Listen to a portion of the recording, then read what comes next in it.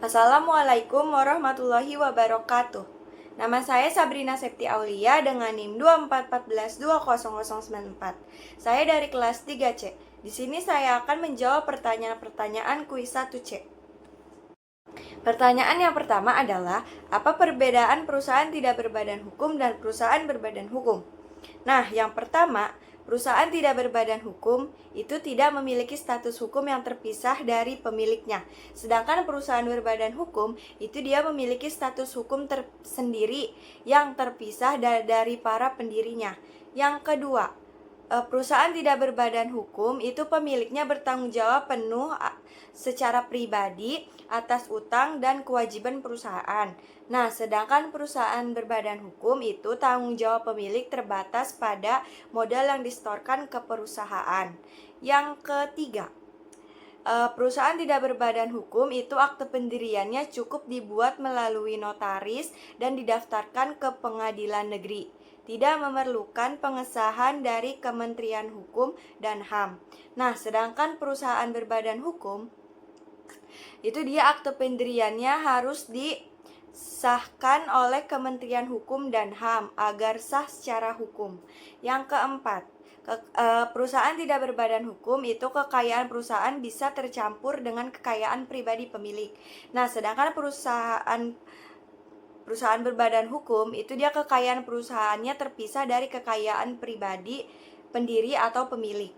Yang terakhir, perusahaan tidak berbadan hukum itu kelangsungan hidup perusahaan sangat bergantung pada pemilik. Jika pemilik meninggal atau keluar, perusahaan bisa bubar. Nah, sedangkan perusahaan berbadan hukum itu perusahaan tetap bisa dijalankan meskipun pemilik atau pengurusnya berganti karena memiliki entitas hukum tersendiri. Pertanyaan yang kedua adalah, paparkan pemahaman terhadap hukum, terhadap bisnis, dan apa itu hukum bisnis. Yang pertama adalah, apa sih itu hukum? Hukum adalah seperangkat aturan atau norma yang dibuat oleh otoritas yang berwenang, baik itu negara, pemerintah, atau lembaga resmi lainnya, untuk mengatur perilaku masyarakat dalam kehidupan sehari-hari. Hukum bersifat mengikat, artinya setiap individu maupun kelompok wajib mematuhi aturan tersebut. Pelanggaran terhadap hukum biasanya akan dikenai sanksi, baik berupa denda, hukuman pidana, atau sanksi administratif, tergantung jenis hukum yang dilanggar. Hukum memiliki beberapa fungsi penting dalam kehidupan sosial dan ekonomi. Antara lain, yang pertama, menciptakan ketertiban. Hukum memastikan setiap orang mematuhi aturan sehingga masyarakat bisa hidup tertib dan aman. Yang kedua, menegakkan keadilan.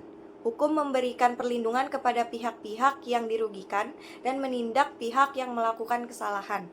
Yang ketiga, memberikan kepastian hukum.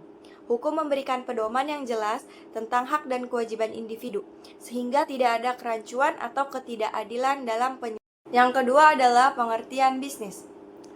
Bisnis adalah kegiatan atau usaha yang dilakukan oleh individu, kelompok, atau organisasi untuk menghasilkan keuntungan atau nilai tambah.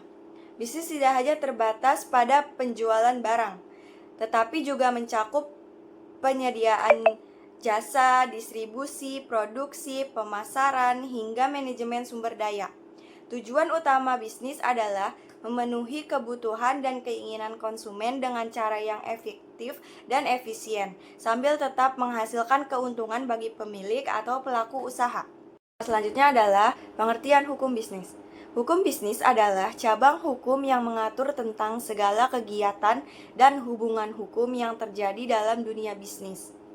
Hukum bisnis mencakup berbagai bidang seperti hukum kontrak, hukum perusahaan, hukum kepalitan, hukum perbankan, hukum perlindungan konsumen, dan sebagainya. Tujuannya adalah menciptakan kepastian hukum, melindungi hak dan kewajiban para pelaku usaha, serta menciptakan persaingan yang sehat dalam kegiatan ekonomi.